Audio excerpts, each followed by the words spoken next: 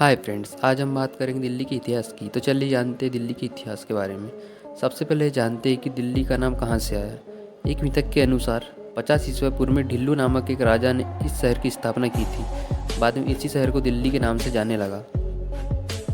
अब ये जान लेते हैं कि दिल्ली का प्राचीन इतिहास क्या रहा है। शायद आपको मालूम हो, महाभारत काल में दिल्ली को इंद्रप्रस्थ की राजधानी के रूप में जाना जाता था।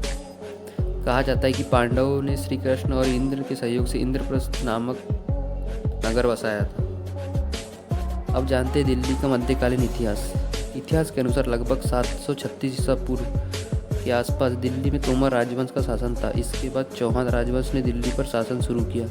इसके बाद साल 1206 में कुतुबुद्दीन ऐबक ने दिल्ली को गुलाम राजवंश की स्थापना की। इसके बाद तुगलक और लोधी वंश ने भी दिल्ली पर राज किया। साल 1526 में दिल्ली में मुगल वंश की स्थापना की।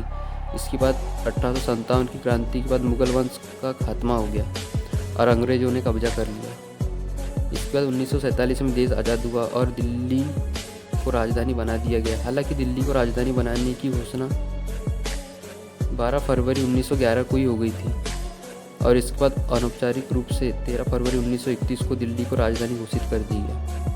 दोस्तों, ये था दिल्ली का इतिहास। Thanks for watching.